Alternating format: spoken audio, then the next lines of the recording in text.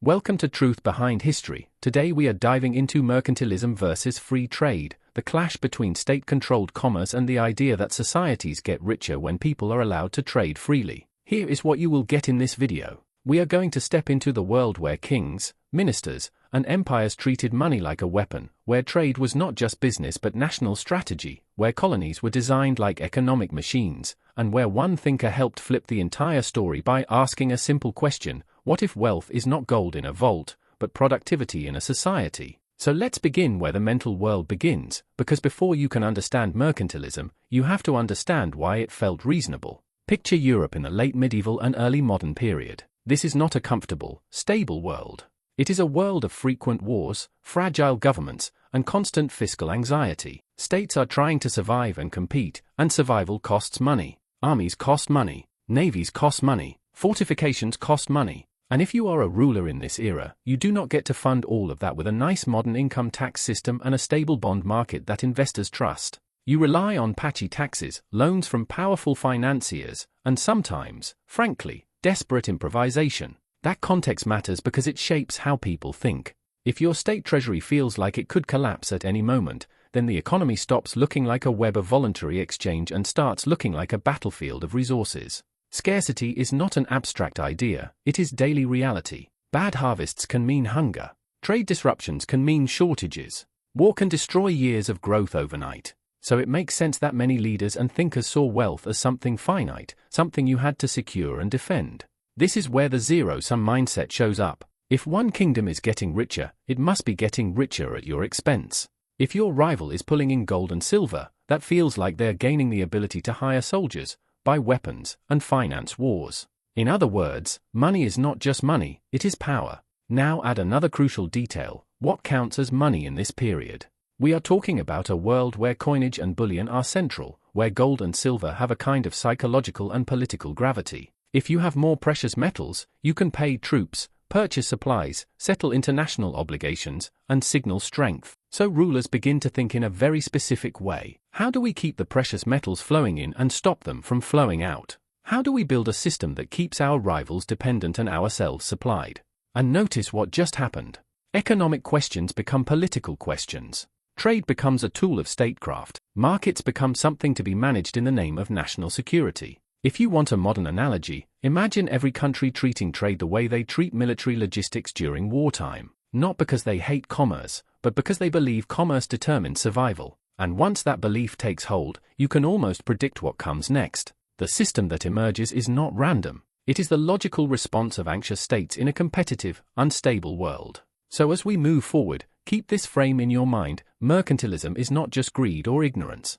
It is a worldview built in a world that felt dangerous, where rulers feared weakness, where money and warfare were tightly connected, and where controlling trade looked like the safest way to control fate. And here is the question I want you to hold on to as we continue. If your entire political survival depends on maintaining power, and power depends on money, would you trust a decentralized system of voluntary exchange to protect you? Or would you try to grab the steering wheel yourself? Alright, now that we understand the world that produced mercantilism, let's talk about the logic of mercantilism itself, because this is where it stops being a vague historical label and starts looking like an actual system. Mercantilism, at its core, is built on a very specific definition of wealth. Wealth is the accumulation of gold and silver. Not productivity, not living standards, not innovation, but bullion. And once you accept that premise, a whole chain of policies starts to feel not only reasonable, but urgent. If bullion is wealth, then international trade becomes the main pipeline through which wealth enters or exits your country. So mercantilist thinking treats trade like a scoreboard. Exports are good because they bring money in. Imports are suspicious because they send money out. And if you are thinking like a finance minister trying to fund wars and keep your rivals weaker than you, you are not asking, does trade make everyone better off? You are asking, who wins? Who accumulates? Who gets the metal? That is why mercantilism is so often described as zero-sum. It assumes there is a limited amount of wealth, and the goal is to capture as much of it as possible. So what does a state do with that worldview? It intervenes. It uses power to force the trade balance to tilt in its favor. Export promotion becomes a national mission. The state might subsidize certain industries, protect domestic producers, and encourage manufacturing that can be sold abroad. Meanwhile, imports get restricted through tariffs, quotas, bans, and regulations, especially on finished goods, because finished goods represent value added somewhere else. Better to import raw materials, mercantilists argued, and turn them into high-value products at home. And notice the pattern: the state is trying to shape the entire economic flow of a society as if it were managing a single giant household budget. More money in, less money out. But here is the twist that makes mercantilism more than just accounting. It is not only about money, it is about power and national defense. Mercantilists believed that economic strength and military strength were inseparable. If your country runs a favorable trade balance, you build up reserves. With reserves, you can fund fleets. With fleets, you can protect trade routes. With protected trade routes, you can expand commerce and colonies. And suddenly the economy becomes a loop, a feedback system, where state power reinforces economic policy and economic policy reinforces state power. This is why strong state intervention was not seen as an unfortunate necessity, but as the entire point. The state was the brain, the economy was an instrument, and people, whether merchants, workers, or colonists, were often treated like parts of a machine designed to serve national objectives.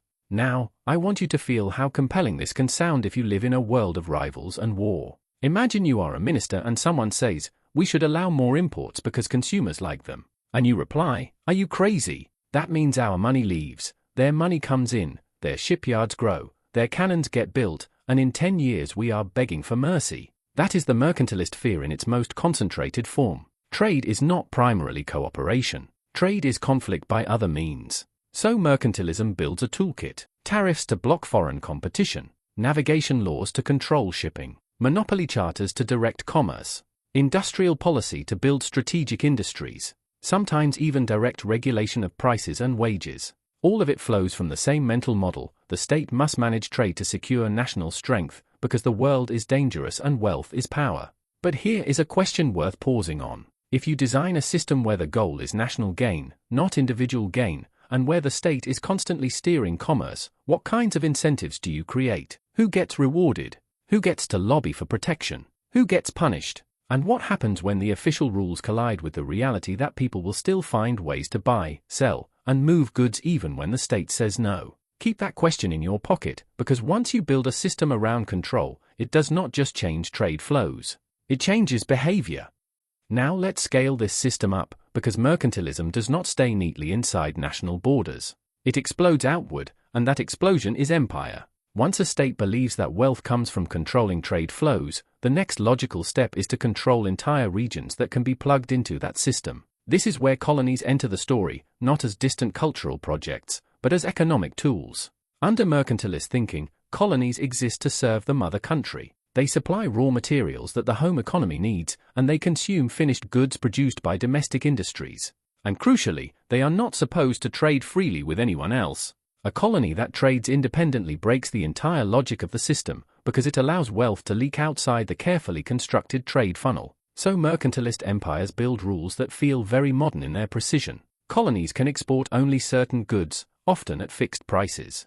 They must ship those goods on approved ships, often owned by merchants from the ruling country. They must import manufactured goods from the mother country, even if cheaper or better alternatives exist elsewhere. The goal is not efficiency, the goal is control. Now enter the chartered companies, one of the most revealing institutions of this era. These are private organizations granted monopoly rights by the state to conduct trade in entire regions of the world. The British East India Company is the most famous example, but it is far from unique. These companies blur the line between government and business. They can raise armies, wage war, administer territory, collect taxes, and enforce trade rules, all while operating for profit. From a mercantilist perspective, this makes perfect sense. Why rely on fragmented private traders when you can centralize commerce under a single, disciplined entity that serves national objectives? But notice what happens to local economies under this structure. Colonial regions are prevented from developing their own industries. Manufacturing that could compete with the home country is often banned outright. Economic diversity shrinks. Whole societies are reorganized around extraction. Sugar, tobacco, cotton, silver, whatever the empire needs, the colony produces. And if resistance emerges, it is not just an economic problem, it becomes a military one. That is why mercantilist trade is inseparable from force. Trade routes are protected by navies. Monopolies are enforced by law and sometimes by violence. Smugglers are criminals not because they harm consumers, but because they bypass the state's control of economic flows. The system requires coercion to function. Voluntary exchange alone cannot sustain it, because voluntary exchange tends to drift toward cheaper, better, and more efficient options, even if those options undermine national strategy. And here is where the human cost becomes visible. Colonists are not treated as economic agents with choices. They are treated as inputs. Their labor, land, and resources are assigned roles in a global machine they did not design and cannot exit. Meanwhile, consumers in the home country often pay higher prices for protected goods, but are told this sacrifice is patriotic. All of this is justified by a single claim: this system makes the nation stronger. But strength for whom, and at what cost? Because once trade is no longer about mutual benefit and becomes about domination, the line between commerce and conquest gets very thin. And once that line disappears, it becomes harder to tell where economic policy ends and empire begins. Now we get to the part of the story that always fascinates me, because this is where the clean theory collides with messy human behavior. Slide 4 is all about incentives and unintended effects, and mercantilism is basically a laboratory for this lesson. When a government tries to control trade flows tightly, it creates a predictable gap between what is legal and what is profitable. And whenever that gap appears, people start building bridges across it. The first and most obvious outcome is smuggling. If tariffs make imported goods expensive, smugglers appear. If the state bans certain imports, black markets form. If colonies are forced to buy from the mother country at inflated prices, colonists find ways to trade with rival empires under the table. This is not because everyone suddenly becomes immoral. It is because the incentives are obvious. People respond to price differences, scarcity, and opportunity. So mercantilism, ironically, often generates the very thing it fears most: uncontrolled trade. Governments then respond by expanding enforcement, increasing patrols, tightening punishments, and raising bureaucratic capacity. And that response creates a second unintended effect: rent-seeking. When the state has the power to grant protection, subsidies, monopolies, and exclusive trade rights, powerful groups stop competing primarily by producing better goods and start competing by influencing policy. Merchants lobby for monopolies. Producers lobby for tariffs. Insiders gain privileged access to licenses and contracts. In a system like this, the most profitable skill is not necessarily innovation, it is proximity to power. That does something subtle but important to a society. It redirects ambition away from creating value and toward capturing advantage through politics. Now let's talk innovation. Mercantilist protection can keep domestic industries alive, yes, but it can also dull the pressure to improve. If you are sheltered from competition, you can survive while being inefficient. If your market is guaranteed because foreign goods are blocked, you can get comfortable. That is one reason critics later argued that heavy protection can slow the diffusion of better technologies and cheaper production methods. And then there is the uneven burden problem, which is huge. Tariffs raise prices, and higher prices tend to hit ordinary consumers hardest because they spend a larger share of their income on basics. Meanwhile, the benefits of protection often concentrate among favored producers, chartered companies, and politically connected merchants. And in colonies, the imbalance becomes even sharper. The entire structure is designed so that value flows inward toward the imperial center while costs and constraints remain outward. So you end up with a strange mix. The empire claims it is building national strength, but internally it creates resentment, corruption, and economic distortions that can weaken social trust over time. And this is why I always want people to see mercantilism as more than a policy set. It is a pattern. When you centralize economic decisions, you do not just change prices. You change the kinds of people who rise in the system. You reward certain behaviors and punish others. You create incentives for evasion, political capture, and informal networks that operate outside the official rules. And here is the dramatic pause moment, because this is where history starts whispering something. The more a system relies on control, the more resources it must spend on enforcement. The more it spends on enforcement, the more it needs revenue. The more revenue it needs, the more it squeezes the economy. And the more it squeezes, the more people look for ways around it. It is a loop. So the question becomes, if a system requires constant surveillance and favoritism to keep the trade funnel intact, is it actually creating wealth, or is it just redirecting wealth while generating friction, conflict, and hidden costs that never show up on the official balance sheet? Now we meet the person who kicks the door open and changes the conversation, Adam Smith, and what I want you to notice is that his challenge is not just a new policy suggestion. It is a complete reframing of what wealth even is. Mercantilism starts with the assumption that wealth is bullion, that gold and silver sitting somewhere under guard represent national prosperity. Smith comes in and basically says, you are staring at the scoreboard and ignoring the game. Because a society is not rich because it has metal in a vault, it is rich because it can produce, because it can feed itself, build, invent, specialize, and coordinate labor in ways that generate real goods and services. In other words, wealth is not stored treasure, it is productive capacity. And once you accept that, the whole mercantilist story starts to wobble. Smith also rejects the zero-sum mindset at the heart of mercantilism. He argues that trade is not inherently one side winning and the other losing. Voluntary exchange happens because both parties expect to benefit, otherwise they would not do it. That sounds simple, almost obvious, but in a world trained to see trade as rivalry, it is revolutionary. It means that the point of commerce is not to beat your neighbor by starving them of bullion. The point is to allow specialization and exchange to expand the total pie. And this is where Smith's most famous tool enters, the division of labor. He shows that when people specialize, productivity explodes.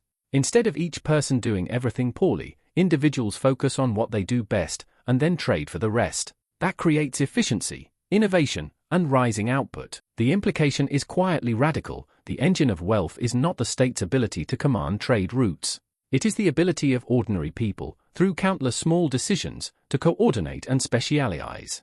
Now, Smith is not naive about power. He is deeply aware that monopolies, privileges, and political favoritism distort markets. In fact, one of his major critiques is that merchants and political elites often work together to design rules that benefit insiders at the public's expense. So his challenge is also about political economy, about the way political power can be used to shape markets in ways that look like national strategy but often behave like organized advantage. And this is why his approach feels like a rupture. He is shifting the moral and analytical center from the state to the individual. Instead of asking, how do we make the nation win? He asks, how do we allow people to pursue their own interests within a framework that channels competition into productivity rather than extraction? He points toward a system where coordination happens through decentralized choices and information, not through ministers trying to engineer the trade balance like a giant machine. And here is the rhetorical question that should linger for a second.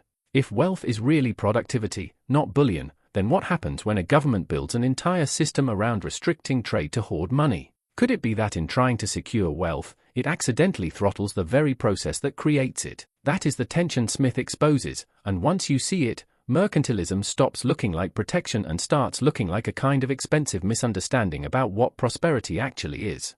Now let's slow down and really unpack what free trade looks like when it is treated as a system rather than a slogan, because this is where the contrast with mercantilism becomes structural, not just ideological. Under free trade, coordination does not come from a central authority deciding who should produce what and where goods should flow. It emerges from prices. Prices are not just numbers, they are signals. They carry information about scarcity, demand, and opportunity across vast networks of people who will never meet each other. When a good becomes scarce, its price rises, and that rise quietly tells producers, make more of this, and tells consumers, use less or find alternatives. No minister has to issue an order. No committee has to forecast every variable. The system adapts through feedback. Competition then acts as the discipline mechanism. If a producer is inefficient, someone else can undercut them. If a product is low quality, consumers drift away. That pressure forces improvement or exit. And this is important because unlike mercantilist protection, free trade does not guarantee survival.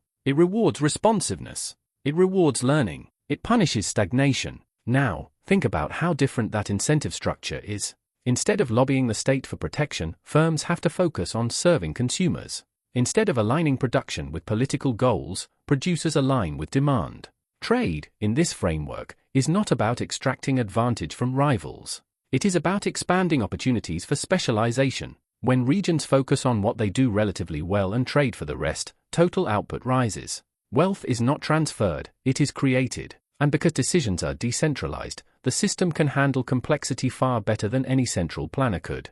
Millions of individual choices adjust daily to new information, shocks, and preferences. That adaptability matters. Now, notice something subtle but powerful. In this system, individuals are not instruments of a national plan. They are agents. Their choices matter. Their incentives matter. And their errors are local rather than systemic. If one firm fails, it does not collapse the entire economy. Contrast that with heavily centralized systems, where mistakes at the top can ripple outward and distort everything below. This does not mean free trade is painless. Adjustment can be disruptive. Industries rise and fall. skills become obsolete. But the adjustment happens through decentralized signals rather than coercive allocation. And that difference shapes not just economic outcomes, but social ones. It determines who bears risk, how power is distributed, and whether innovation is encouraged or feared. So when we talk about free trade here, we are not talking about a utopia. We are talking about a system that trusts information, competition, and voluntary exchange more than it trusts control. And the quiet question it raises is this: in a world too complex for any one mind to fully grasp, which system is more likely to adapt, the one that relies on countless small corrections, or the one that relies on a few big decisions made far from the ground?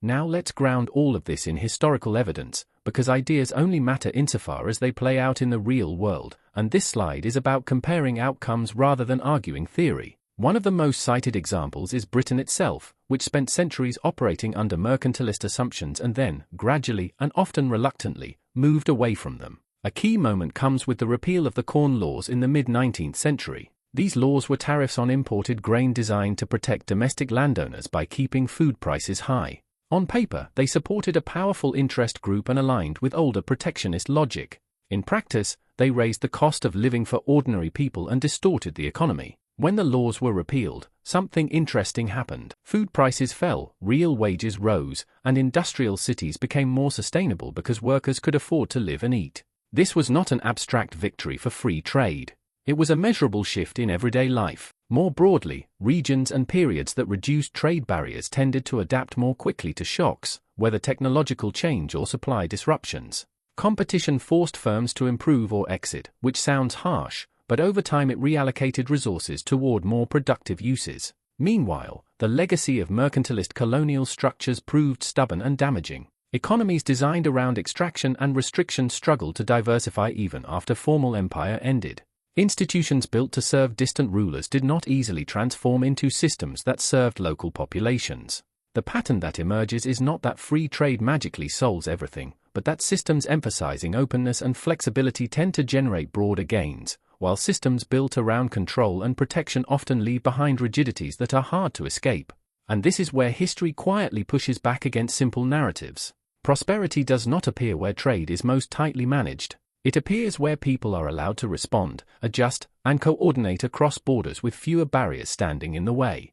This slide is where the conversation widens beyond output and prices and starts touching something deeper, the moral and human dimensions of these systems. Because economic structures do not just shape markets, they shape how people are treated within them. Under mercantilism, individuals are often viewed less as decision-makers and more as instruments of national policy. Workers exist to support protected industries. Consumers are expected to tolerate higher prices for the sake of the state. Colonists are assigned economic roles they did not choose, producing what the empire demands rather than what best serves their own communities. The system is justified in the language of strength and security, but its moral center is unmistakably centralized. Decisions are made far from those who bear their consequences. Free trade thinking, by contrast, places consent and mutual benefit at the center of exchange. A trade only happens if both sides expect to gain. That does not make outcomes equal or fair in every case, but it does change the ethical structure of the interaction. People are participants rather than tools.